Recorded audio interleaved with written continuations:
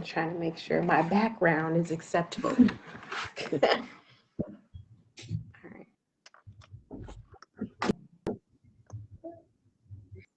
All right. Hello, everyone, and welcome. As everyone is coming in, I just want to say hello and welcome to NeuroAdvanced Academics present Making Moms Mondays. And we have a few guests here. So we are going to go ahead and just take a quick moment to share the video to our personal pages and just give everyone just a few minutes to kind of come in the room and just sit with us for a minute. So yes, just take a minute, just drop your comments, say hello, let us know that you're here as we just take 1 minute to share and let everyone come in.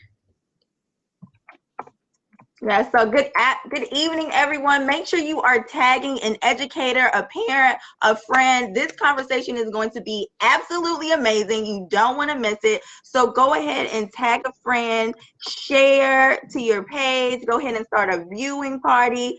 This is going to be absolutely a really good discussion. We have some dynamic panelists here tonight. So go ahead and tag somebody in.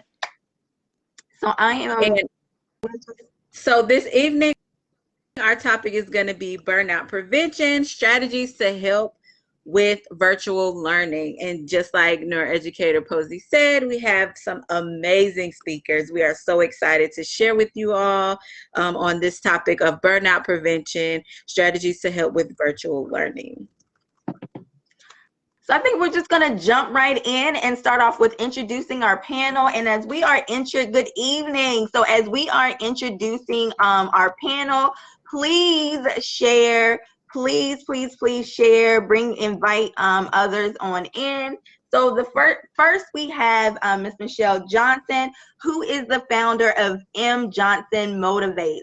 She has a Bachelor of Science degree in Special Education from Indiana University of Pennsylvania, a Master's in Education and Curriculum and Instruction from Pennsylvania State University, and a Certificate of Advanced Graduate Studies from Regent University.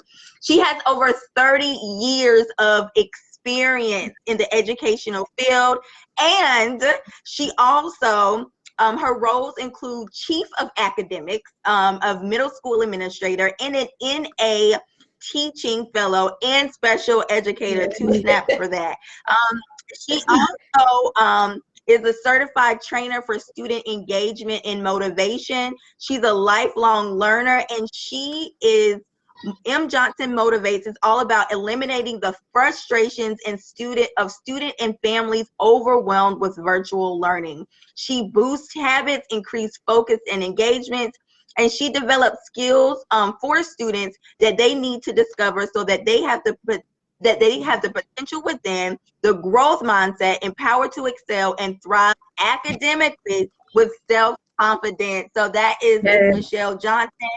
So at the end, if you are interested in getting your children enrolled into her program, we're definitely going to leave time and space at the end so that you all can get her connect with her. So next we have Mr. Charles Smith from Illinois. He received his BA in liberal arts and science and mathematics with a concentration in secondary education from Ashford University in Iowa.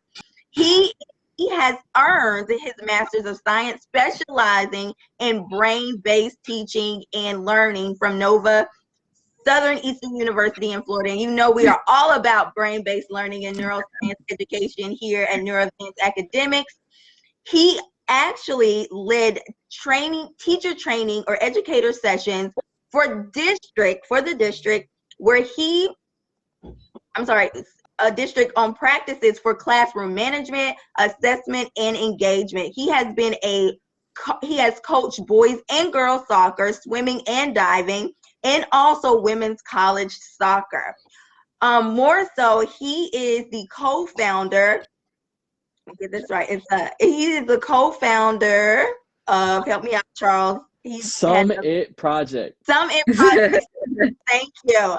And it is all about brain-based education. And he actually has led many facilitators or many educators for trainings in various countries such as Hong Kong, Singapore, Malaysia, South Korea, Netherlands, Bermuda, and Canada. 2 snaps for that, all right? And so we are super excited to have him. He is also a self-published author of 30 Days of Leadership. So as you can see, we are bringing the heat tonight with some with some panelists that are expertise in the field. We also have Ms. Portia Rodriguez from Virginia, who has over 18 years of service in the military, which is outstanding. Thank you so much for your service.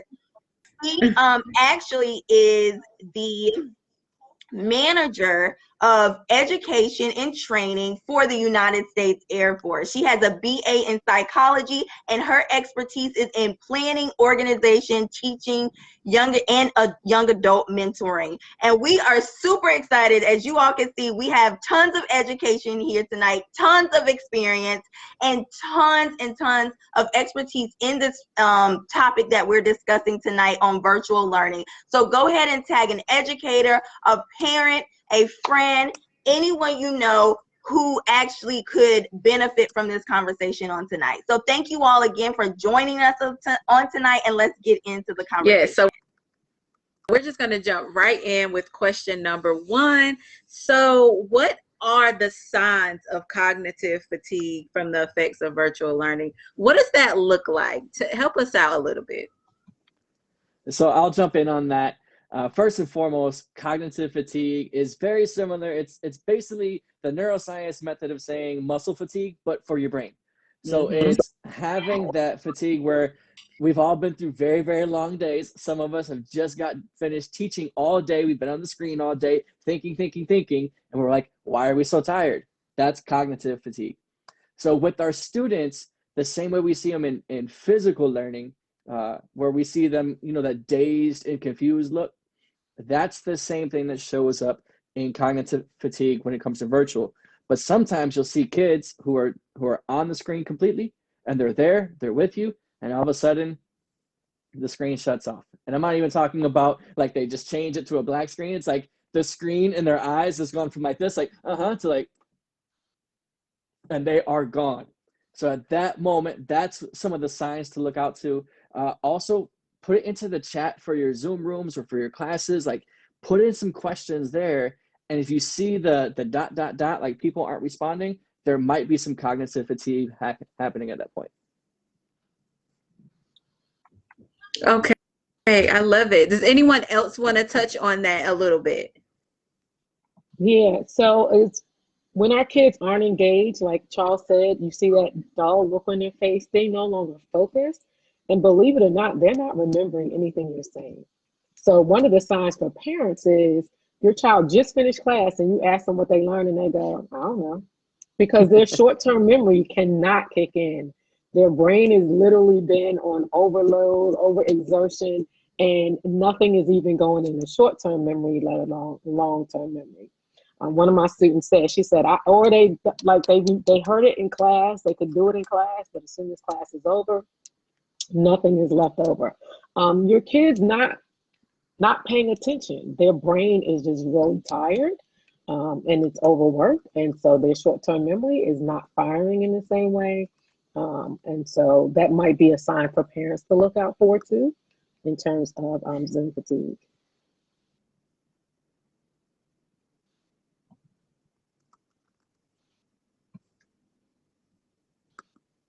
So I really love those examples that were just given of what Zoom fatigue looks like for parents and also for educators. So the next question that I would like to pose to the panel is, what techniques and or fun learning activities can you use to keep the scholars engaged and aid in preventing Zoom fatigue? I would say that one of the biggest things, and I saw this on Clubhouse or heard this on Clubhouse recently today. One of the teachers there has a strategy because they went from virtual to like in person and they might be going back. So what she's done is just create a routine of consistency. And so the students know exactly what's going to happen, when it's going to happen.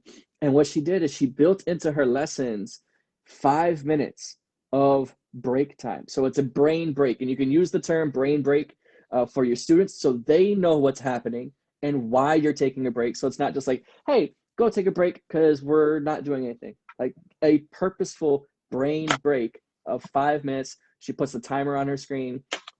They know when to come back. That's so purposeful for our students because they're getting cognitive fatigue, but they're also getting the visual stimulus fatigue of the blue screen, the blue light that's happening. So it's taking 2 of those out of the way, walk away, go touch a wall, have a conversation with somebody else, think about something else, go outside, take some deep breaths in. Those are all strategies to get rid of that brain fatigue to then come back in and be resourceful. Charles, I love that. Oh, I'm sorry. Are you I was gonna say I go love ahead. it. I'm gonna say I love the deep breathing during the brain breaks. Like, and even when a teacher is not giving a brain break, there's so much anxiety associated with the Zoom fatigue that we really do need to teach our children the mindfulness of just taking a deep breath. Like, it's refreshing our brain, it's refreshing our energy, it releases and reduces stress. And also they can do like little exercises, right? Like you can do push-ups against your desk and that helps your brain get re-energized. You can do sit-ups, you know, right there in your chair. So having that time built into the schedule consistently lets them know that they get to take that break. The other thing is we need to figure out ways to keep our kids engaged, right? So even if virtually, so a lot of teachers are familiar with the activity of 4 corners. Cognitively, you pose a question where kids try to answer with an open-ended, right? And what their opinion is. So a crazy fun example would be, what's your favorite superhero and why? Or who's the most powerful superhero and why? And you give them 4 to pick from, and they go into like the corner. So what does that look like virtually? Well, of course, it looks like a breakout room, right? And they pick the one room they want, or it could actually just be done on an annotated screen so that you don't have them to go in the breakout rooms where they just put their symbol up in the corner. But if you want them to actually discuss it, you would have to put them in a breakout room and they would actually be able to argue why their superhero is the strongest, fastest, whatever. And then their goal is for one person to come back and explain it. And then you can choose to change corners after everybody shares. But like, that's just an example with superheroes, but you can use that with any content and it just gets them more engaged than just sitting and listening. Like we have to figure out how to keep doing the engagement strategies that we did in the classroom, outside of the classroom, because part of Zoom fatigue is boredom. Like it takes a lot for our brain to constantly listen to auditory conversations and try to process all of that information. But if there's something that causes us to be interested in it, then we'll be more motivated to participate and focus and pay attention. So I really love those comments. Okay, so let's go back to brain breaks. Definitely, so we're saying taking brain breaks will help. And also those brain breaks make them purposeful. So that is breathing techniques. It's so much that breathing techniques can do from your brain waves, for your neurons. They do wonders, right? And then in addition to that, also exercises, right? Like doing small little exercises. And then an example of some examples that we can do to keep our students engaged. And this is important too for if you homeschool and you have your children in homeschool, making sure they're taking those brain breaks, right? And then we talked about 4 corners, which is a really cool strategy. And I love that, right? We could even break that up into like movies or like TV shows and then send them out that way. I think that is super cool. Scavenger hunt in your home, escape the room in your home, in the student's home, and that gives them a time to decompress. So I think those are really, really good strategies, right? Can I add one more? Yes, of course. Also, make sure your kids are eating breakfast, right? Yes. You need to give your brain a head start. And then during the day, our kids are in Zoom classes all day long. Some of them have that schedule. So also have some healthy snacks that are good for the brain near them. Nuts are good for the brain. Blueberries are good for the brain. There's certain foods that will help stimulate their brain to help them stay focused, to help them remember certain things. And so make sure you have provided some snacks. They can put them aside, prepared earlier in the day, but please make sure they start breakfast the day with breakfast. Especially our teens, they don't want to get out of bed till right before class, right? So they're Mm-hmm. skipping breakfast and they're tired within the first hour of their Zoom day. So those are some other ways too to help us stay focused. Yes, I like that. I love that that you mentioned to make sure that they're eating breakfast because that does get them that jump start in the day. And then you mentioned the teens, and that makes me laugh. So for parents, just have those grab and go breakfast type items if the teens are just rolling out of bed into class. Have those grab and go items ready. They have like little breakfast cookies or some fruit or something that you guys can have just around that they can grab, right before they can, they can roll out of bed, grab it, and go right into Zoom for the class. So that's a really, really good idea. I really like that.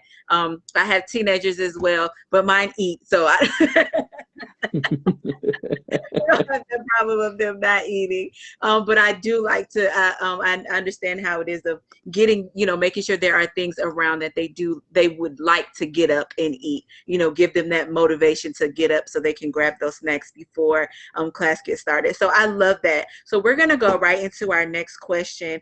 So let's look at some, practical tips to give parents and educators to help their scholars suffering with fatigue. I know that we did mention exercise and brain break, so that kind of went into this question. But so let's look at the ones that are maybe our homeschoolers that are not necessarily in Zoom, but are still sitting in front of the computer, and they're like, well, maybe is it the same thing? Does it look the same? Can they experience some of those same symptoms? So kind of maybe give us a little bit some more practical things that our parents can do. Should they be talking to the teacher if they're concerned about their child being in Zoom? And then how should they address that with the teacher? I would say that it really depends on the relationship that's happening within the student to the teacher, and then the teacher to the parent.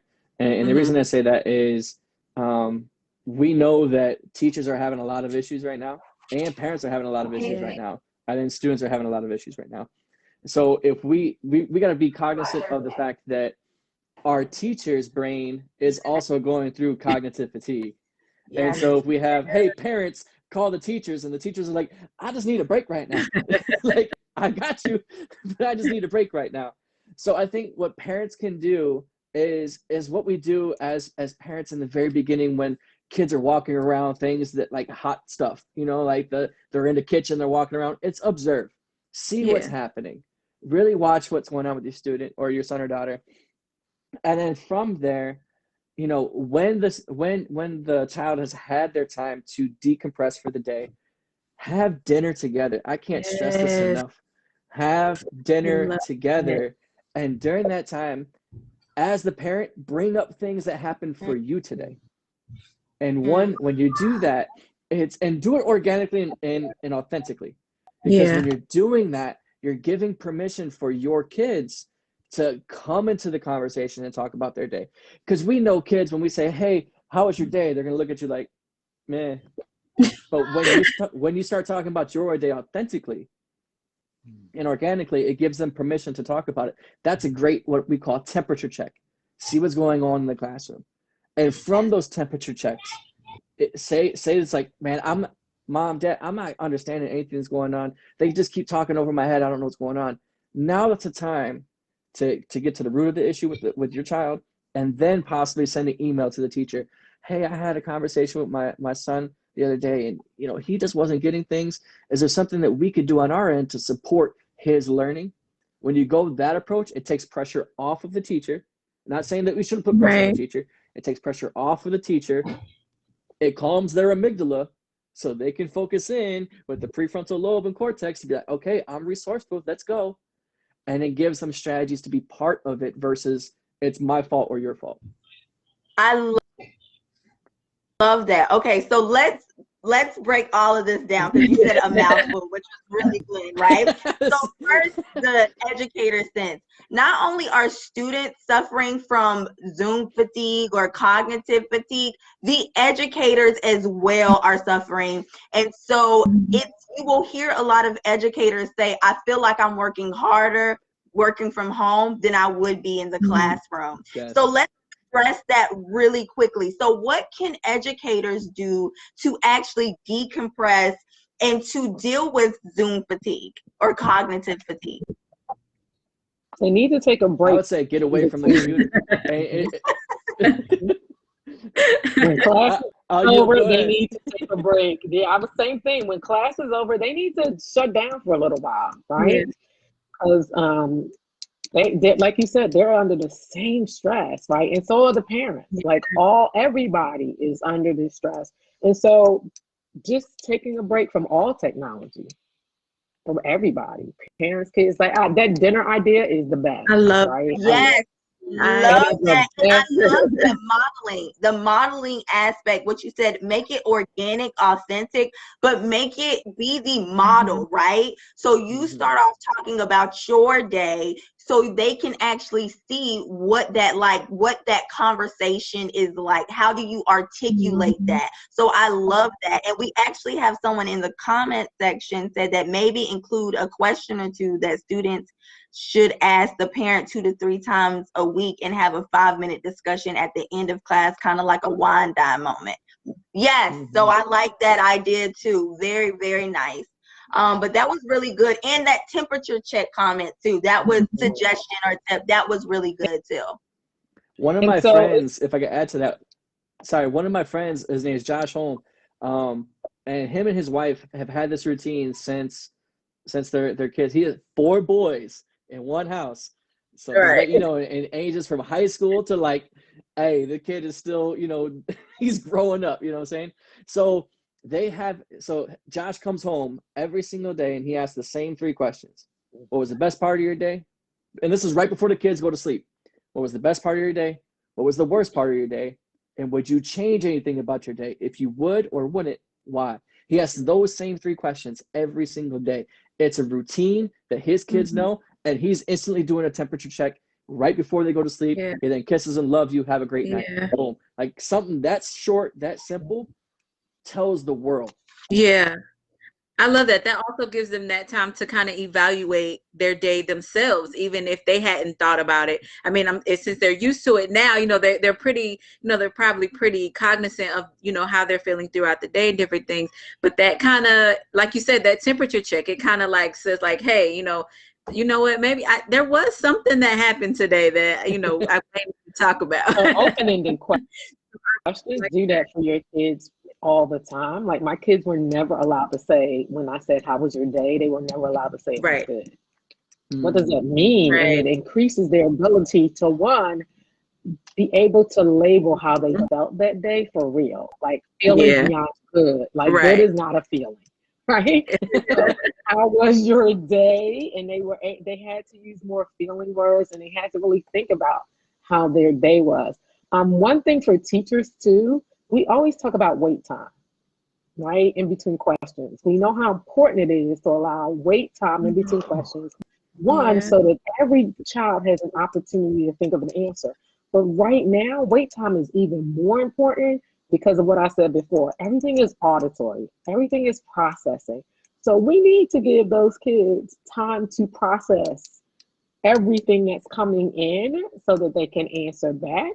So wait time is the hardest thing for some teachers to do because they want to fill that empty space where there's no conversation. And I'm sure now they probably think, okay, they really not paying attention if they don't answer.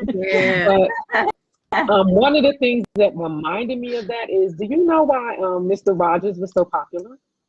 Because he figured out 2 things that until kids, especially young men, are 15, auditory processing is slower.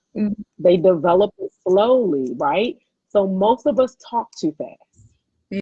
If you have boys that always get in trouble, if you notice between 7 and 12, you say something to a boy or a young man or your child, your son, and he goes, what did you say? It's not because they're not paying attention to you. It's because most of the time you're talking too fast and their auditory processing can't keep up. So the reason, Mr. Rogers, I read this a few years ago and it like changed my life for my middle school teachers. I was like, listen, y'all talk too fast. Shirley's from the Philadelphia area and I'm from Philly originally. We talk fast, right? But Mr. Rogers talked slow intentionally because he understood physiologically our brains at that age, auditory processing is still developing.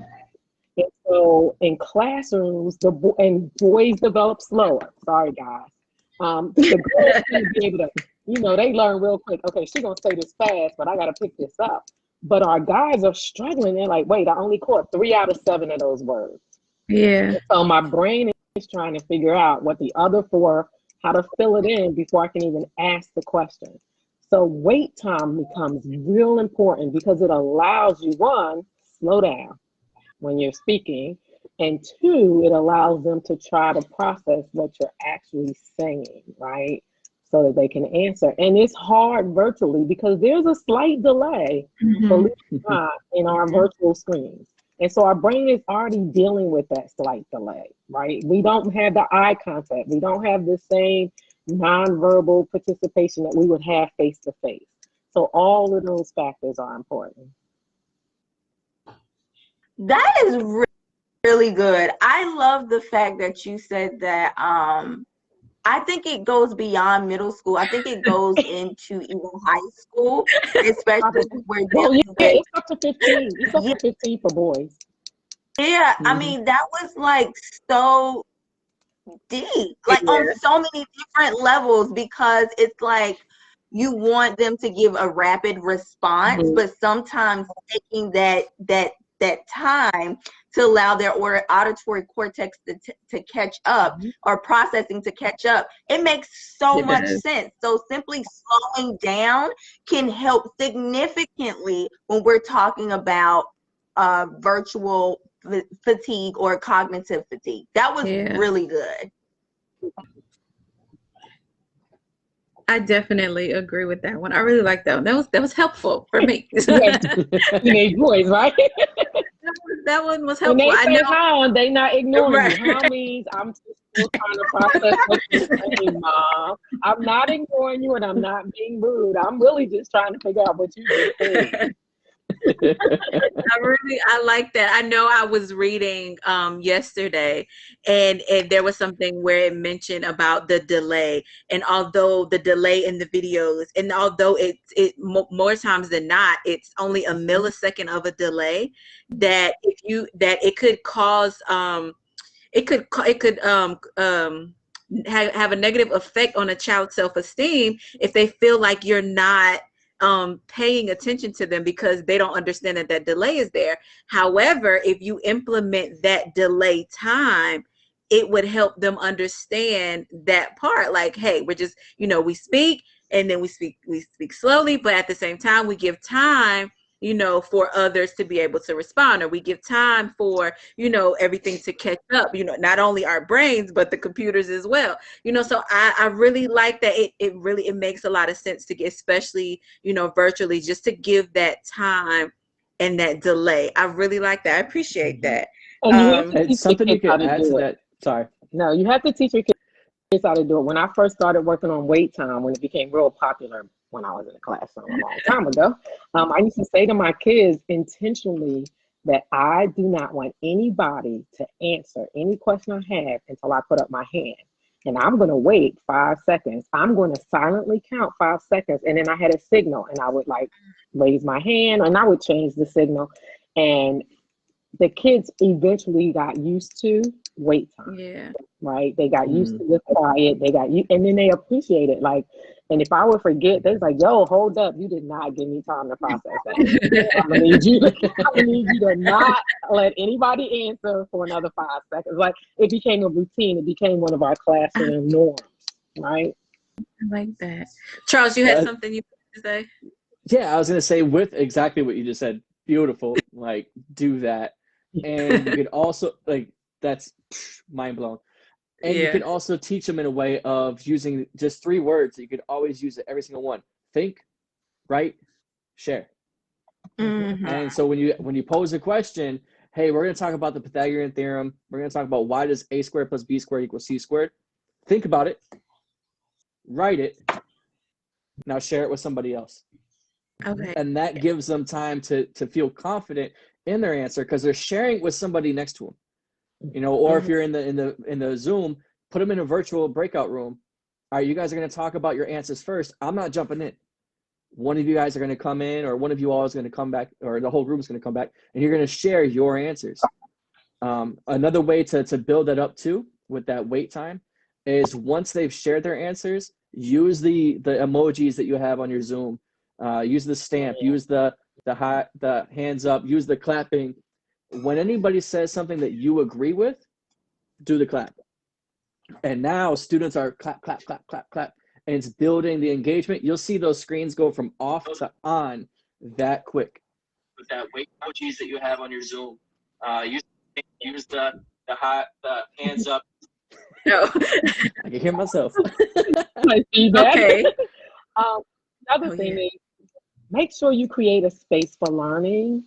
Like, it's so important to help with Zoom fatigue, and just like create a space that they want to learn in and that they know this is where we're going to learn, but make it comfortable. Like, I have pillows in my chair, you guys, that I'm sitting in because I don't want to be uncomfortable sitting in this chair for hours. So like, I have 2 pillows, one underneath and one I keep behind me.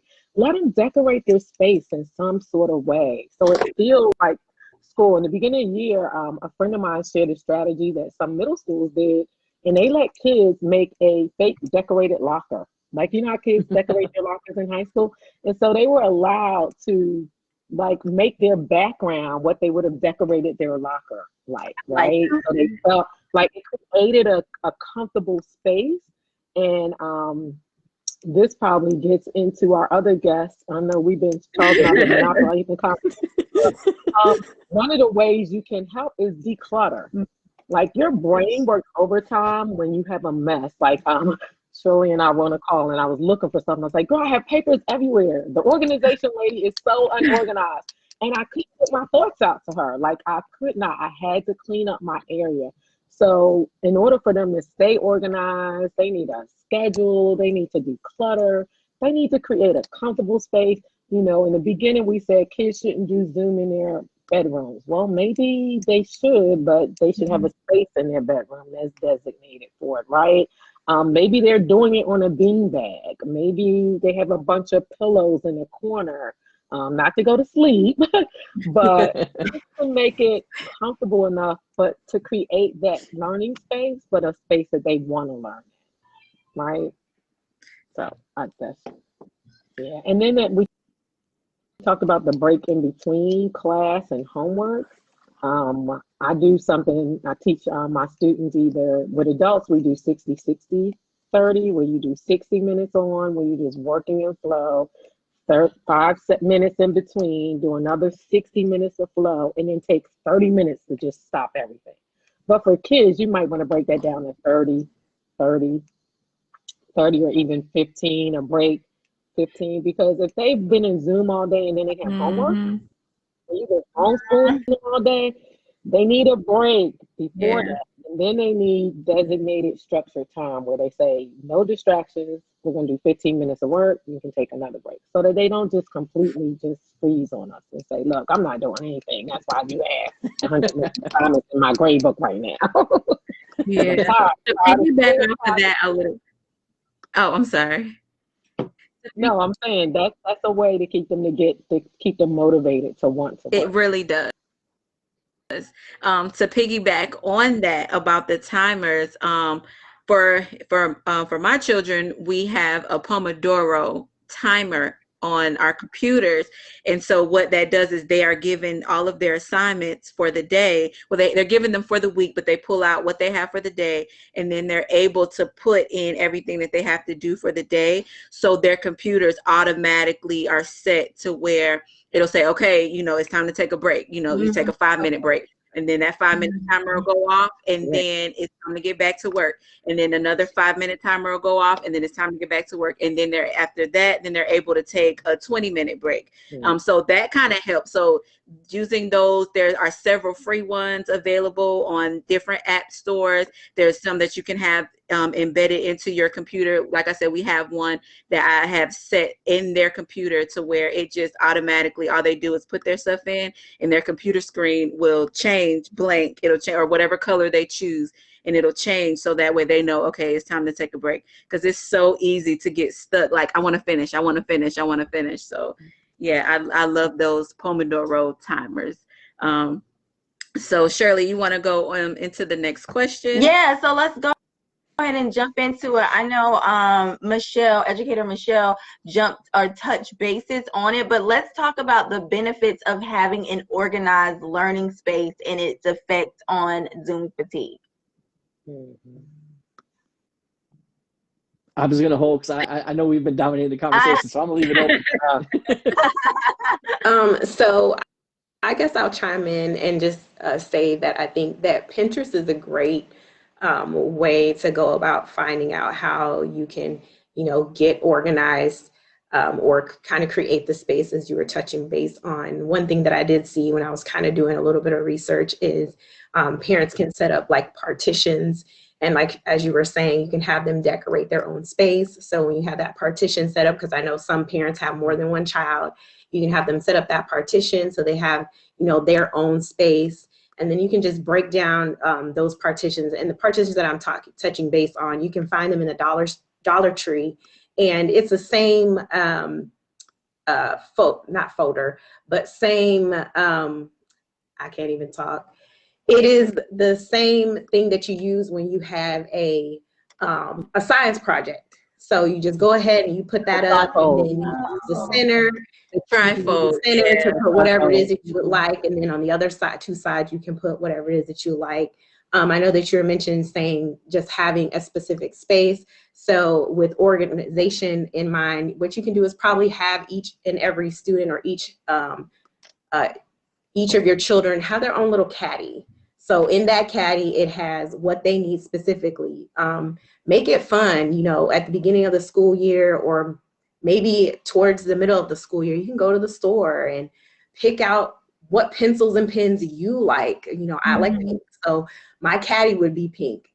Everything in the caddy would be pink. My name would be on it, and then specifically, that's for me. If you have a small space, maybe you live in an apartment, or maybe you really don't have something that's set up. You want to have something that can kind of roll around. So one, it'll declutter. So when it's time for school, you get up in the morning, you pull it out, all of your stuff is here. Or another thing that I would probably add, I remember you guys were talking about snacks before, set it up the same way that they have it set up in a movie theater. Have all of their snacks already there. Have all of their, this is the bin, these are your snacks. And then as you were saying, I know that you said you had that specific timer. I guess what I wanted to ask is that a schedule that you created yourself, or that's just a timer that you put together? Or is it based off of actually a schedule that was given to you by the teacher? Well, it's a schedule. It's just their lessons that they have for the day, and then they kind of plug it in to the timer. So they create their schedule around that. Yeah. Oh, okay. So then that'll be an opportunity for you. You can put in there, okay, boom, snack time. Then they can reach around and they can get their snack, and just making it fun. So Dollar Tree is definitely an easy and cheap way. Of course, Michael's, that's another way that you can go and get yourself organized. But yeah, those are just my points. That's what I would add. Those are really good points. My favorite one is actually going to the Dollar Tree and getting a trifold board for a science fair that you would use for a science fair project, and using that to create like a personal space or learning environment for the child. And I also, for your scholar, and I also like the caddy idea of setting up like a snack section, kind of like you would do for Yeah. like movie night. I think that's very practical, and I really like that. So speaking of spaces, what exactly does the virtual backgrounds, because I know sometimes we can do virtual backgrounds, Yeah. what does that do for the child if like an educator has like a virtual background, or even the child, what effect does that have on their brain? Is it a good thing? Is it a bad thing? Sometimes it's overstimulating. Because they tend to focus on the background, right? And it's all these different backgrounds. So my brain is trying to figure out, what do I pay attention to? Like if everybody has a virtual background, their brain is going, wait a minute, it's on overload. So there are advantages and disadvantages. I think we do have to be cognizant of the fact that Zoom now changes everything. Like it puts us in their home, and equity wise, every child doesn't want you in their home, right? When I come to school, none of my friends ever have to know what my apartment, my house, how many people live with me, what that living situation looks like. And so I think we had to be real careful about that, right? So there's pros and cons to talking about virtual backgrounds. I have a Mac.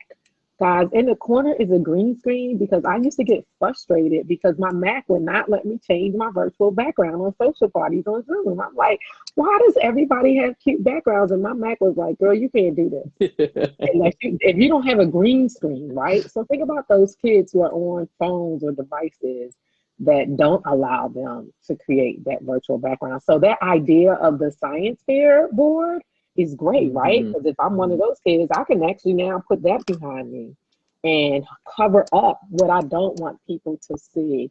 I was just out this weekend, and a young lady won a science fair for her school, and they went to videotape her at her home, right, for the virtual award ceremony. And they had difficulty because they were competing with all of her siblings who were not as quiet as they needed them to be in the home. And it was they had been evicted, so they were living with a grandparent. So like we have to think about all of those things for our kids and our babies, equity wise. Like there were some schools that say you must turn your camera on. Absolutely not. That might not be the greatest idea. Like especially like middle school kids who, they don't care about what adults think. All they care about is what their friends think. Like that's their social group. They have more power than you do. And now you letting them in my house? I might not want them in my house. Like I don't always want to share that. So I love the trifold, right? Because that makes it, I can make if everybody does that and keeps it simple and plain or decorated, now we level the playing field for all kids. Yes. So I think we always have you have to keep that in mind. I love that, and I think part of that too that you just said was it's the equity. It's the if I was supposed to do that when I was a teacher back in Chicago, I'm telling you, because it's also the reason why in school, like being live in school works so much better is because you have total control of your environment. Yeah. And you can create that environment to be something that invites learning into it. So the idea of the trifold is beautiful because now everybody has the same thing. You can create your environment based off of the same things. Like in this side, on this side of the trifold, you're going to have this. In the background, you're going to have this right above your head. And on this, you're going to have, now they can still customize and create it and put themselves into it. But now you have just created a room and an environment where they want to be and they feel comfortable because they're not being judged by what's happening outside. Yeah. So that's just so powerful. And it blocks out and for the neuroscience out there, what we just did as teachers is we calmed their amygdala. When their amygdala is shut down, their prefrontal cortex is going. That's where we want them. We want them here. We don't want them in here. Yeah. So putting it out there. And it blocks out distractions, right? So imagine you might have mom working from home, dad working from home, 4 or 5 siblings trying to work from home, or a dog and a cat in the house, right? And you trying to and your brain is trying to focus on what's going on in that screen. So that trifold around you creates that, just it eliminates some of those distractions, right? So I can put one child over here with their trifold. And what if I don't have a desk, right? Everybody, and at one point, you couldn't even order a desk back in March. Like everybody who was working from home, and then the prices were going sky high for that. So what if I can't have 5 or 6 desks because I have 2 or 3 kids plus my spouse plus or myself? You can use a folding table, right? And put that trifold on the folding table and set everybody up in different spaces. So I'm stealing that whole trifold. Yes. I love it. Actually, that is what I saw when I was looking. It was a parent who did not have a desk, and they just got basically kind of like that folding picnic table, regular chairs, and they had 4 partitions up, and each one of their children were sitting behind it. And then, of course, as you talked about the sound, headphones. So you can't hear what you can't see, you can't hear, you can focus on your lesson. And then also what I did see is they had like the schedule printed out. I know you talked about having, that timer. Maybe some parents don't have that capability, but you have that schedule, and maybe you can have a clock at the top in the kitchen. Boom, at this time, this is when we're going to stop. So it just helps them get organized, helps them stay on track. And I know, we're talking about children and, how we can help them. But I also wanted to kind of give parents a little bit of a tool. I'm not a parent as of yet, but I know one thing that really works for me and my husband, meal planning. As a parent, you've got to separate work, home, school. Maybe you are working at home. So it's good as a parent to set your own schedule. Maybe you have to set it up, maybe you have to wait till all the kids are asleep and, put together the schedule. But I have an Excel spreadsheet, and I have it broken down by workout schedule, meals for the whole entire month. And when you do that, you outline everything. It's not that you're trying to be perfect, but it really just helps streamline, your day-to-day lifestyle, and it gives you stability. So not only does the child need stability, but you as a parent, you need stability yourself. And then also, you talk about sitting down all the time, because that's pretty much what we're doing. Exercising, of course, that's important, but if you meal plan, then you can plan to have healthy meals. So you're planning your child, whatever your child's eating, you can plan to ensure that you're eating not necessarily, of course, you might not have macaroni and cheese and chicken McNuggets, but you can break it down and say, okay, well, blueberries, that's the snack that we're going to have. That's something that's going to be beneficial, for everybody in the household. So I think that that's a really good thing to incorporate too. Parents need to have their own. Meal planning eliminates stress, which eliminates some of the fatigue that our brain is going through, right? All that extra added. So you're working from home. I know at the beginning, people were saying, if my child asks me one more time, what's for lunch, what's for snack?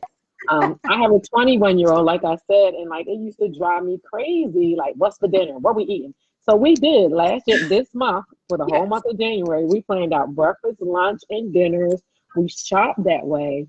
And it made life so easy. We would just go to the document, this is what's for lunch, this is what's for dinner.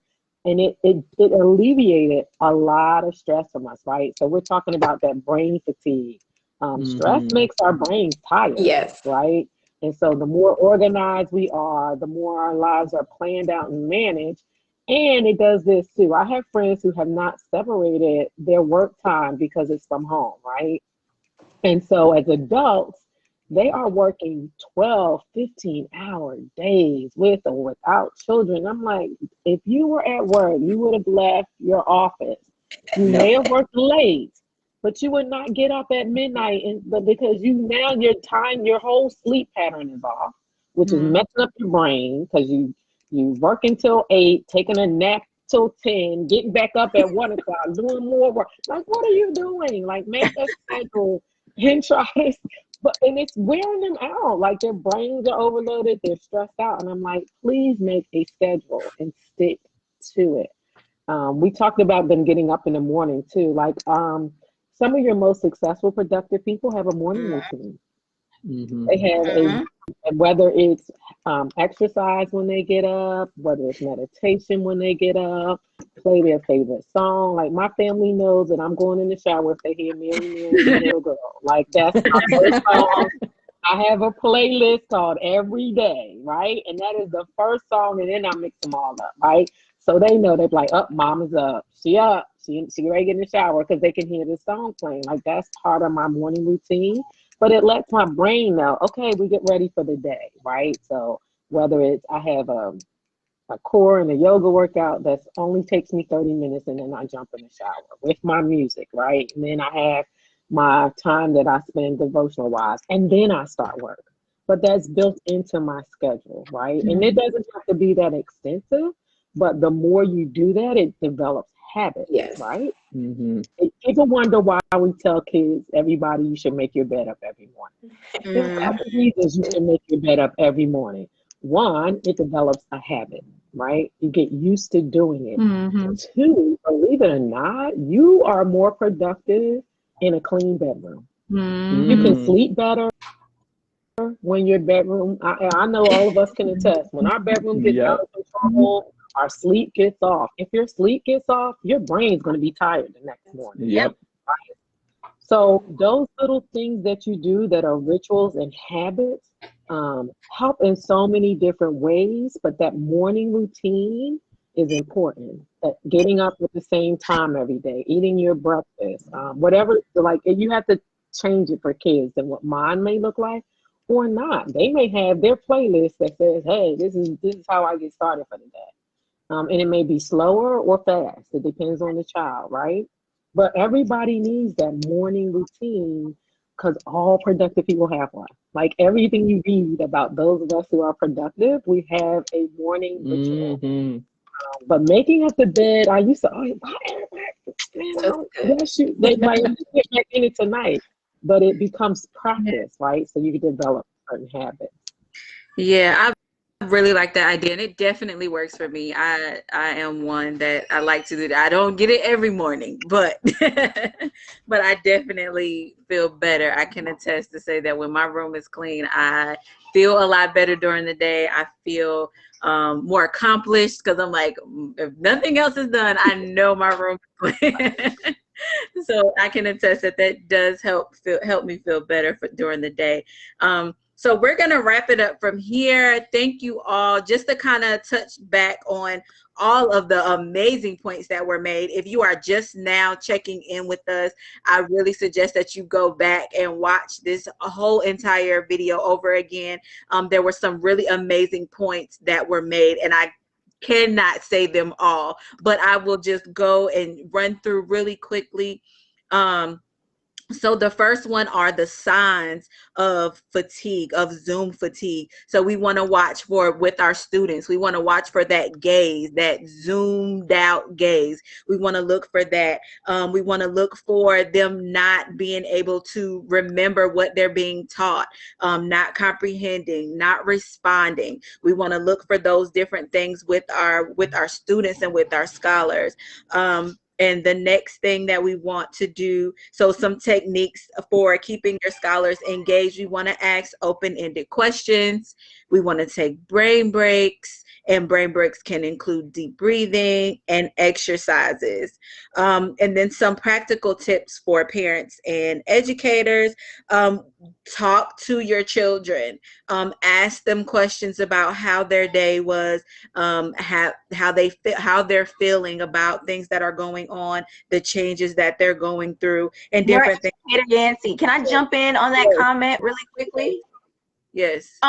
We had a comment in the someone in the comment section, Mr. Daniel French, on that. Based upon that, he actually said outcome-based learning is goal-oriented. Setting a goal at the beginning of each day could lead to a discussion at its end about where the goal went. So I thought that was like a really good comment to add into that point that we were making. Right. So you have something to start with, and then that automatically gives you something to end with. So that's really great. So, and then also in that, we want to make sure that we're giving them that wait time so that they're able to process that information. When we're setting those goals, give them an opportunity to think about what they really want their goals to be. And so that way, while they're going through their day, they're cognizant of the things that are going on. And then at the end of the day, when you are asking those questions and have we met those goals, they're able to articulate whether they have made the goals or not. So that's really good. We want to make sure that the adults, as well as the scholars, as parents, teachers, and children, are eating breakfast in the morning. And then we have snacks available throughout the day. Healthy snacks that are boosting our brain. That's nuts and blueberries, fruits, different things like that. We want to make sure these are things that are boosting us up and not weighing us down, causing us to crash or be extremely tired. So be cognizant of those things. We're drinking plenty of water. That also helps to give us that energy. Also, exercise can help boost your energy as well. The next point that we made was the benefits of an organized learning space. So that helps us to stay focused. That helps our scholars to stay focused. One of the things that was brought up was about the trifold, having that trifold, whether the trifold is in front of them, keeping them from being distracted by their siblings, or behind them, used as a background.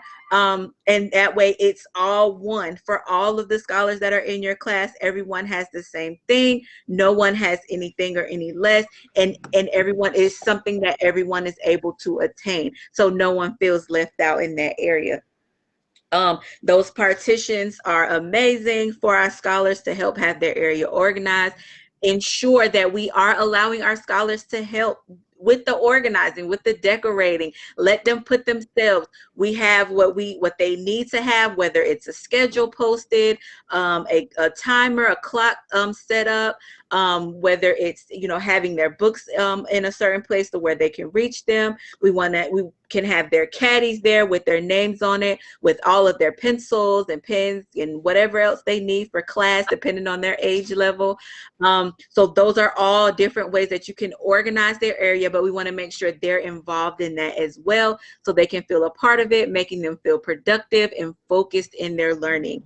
And the last point was, well, what if I don't have enough space? How can I designate that? So just as, in addition, that partition, that's something that can be taken down. It can be put up every day, and it's something that your scholars, it gives your scholars responsibility, because that's something that they can do.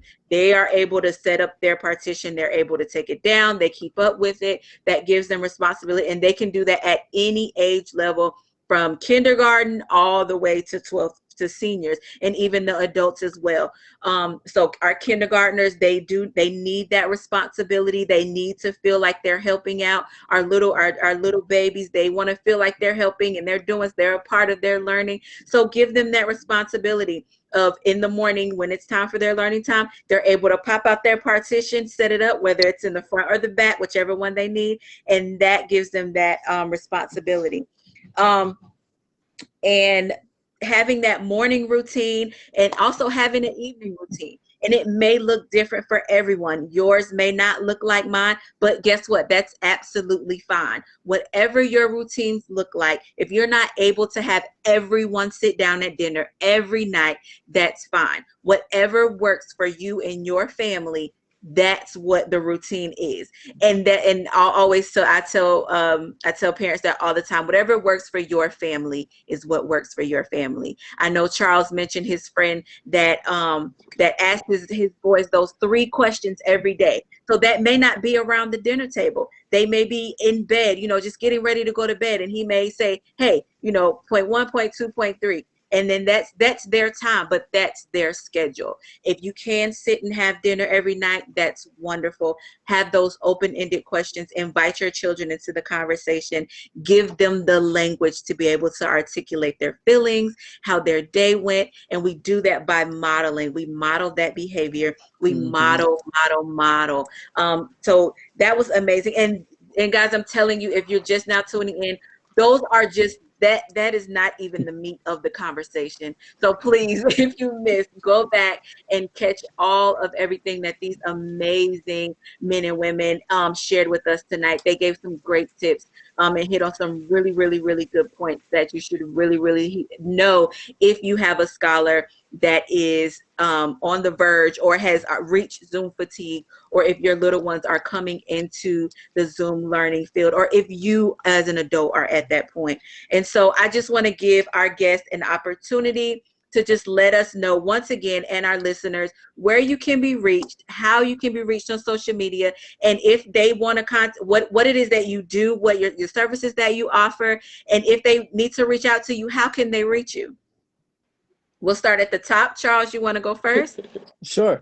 So my name is Charles Smith. I am the co-founder of Sum It Project Incorporated. There is a space there. It is on purpose. I was a high school math teacher, so we are the sum of our experiences. The it stands for you. It stands for me. We are the it, and we are always a project in motion. So that's how we got the name Sum It Project. We have a page. Summit Project page has just followed your page and liked your page. We also have a free Facebook group called Educators United, where I go live Monday through Friday, providing strategies based off of how the brain learns, so you could use those in your classroom. What we specialize in and what our program is all about is we bring brain to the classroom. So if you are looking at how can you incorporate brain-based teaching strategies into your courses or classrooms, reach out to us. Our link is in the Facebook page, but I'll also drop a link below into the comments here to come check us out. We are more than willing to come and help and be in a virtual setting. We are all about education and making education equitable for everyone. Yes, Miss Michelle. Hi, I'm M. Johnson Motivates. All of my social media says M. Johnson Motivates, so you can find me on M. Johnson Motivates on Facebook, M. Johnson Motivates on Instagram. My website is mjohnsonmotivates.com. I am doing one-on-one coaching with preteens and teens on those habits and skills that you heard me talk about: time management, organization, goal setting, how to get focused, memory strategies. So if you're interested in one-on-one coaching for your teens, you can go to M. Johnson Motivates and book a free consultation with me. Or group coaching will probably start in mid-February. And so there will be opportunities for children to participate in group coaching also. So all the way, M. Johnson Motivates. And our organizational specialist, Miss Portia. Portia Rodriguez here. I am an education and training manager. If you need help with outlining a meal plan, if you need help with creating a chore schedule, if you need help with creating that workout schedule, I'm your person. That's something that I'm good at. I love attention to detail. So if you need assistance, you can reach me at portiabloom.llc.com, at gmail.com. Okay. All right. And so we will also ensure everyone's name is tagged in there somewhere in the comments, I'm sure. So you guys utilize these resources, check them out, go visit their websites, visit their pages. They all have Facebook, Instagram. So please go check them out. They all have amazing resources. And as you can tell, they bring a lot to the table. So definitely go check them out. And last but not least, you have myself, NeuroEducator Dominic Yancey, and NeuroEducator Shirley Posey with NeuroAdvanced Academics. And this has been Move Making Moms Monday, and we will see you all next week. Thanks for having me. Thank you so much. Thank you for having us. Thank you. Yes, and for NeuroAdvanced Academics, we're actually an educational firm that uses neuroscience-based practices. So if you are interested in, we take clients from 6 months old to 16 years old using neuroscience-based practices for advanced learning. So if you are interested in contacting us, NeuroAdvanced Academics, for brain-based learning for your little one for advanced learning week, you can also check us out as well. But thank you all so much. This has been absolutely wonderful. Please check out our guest panelists, and we will see you next week. In 2 Not weeks. next. In Yeah, 2 in a, weeks. yeah. Thank you right. again. Thank you. Thanks so so much. much. Good Thank night. you.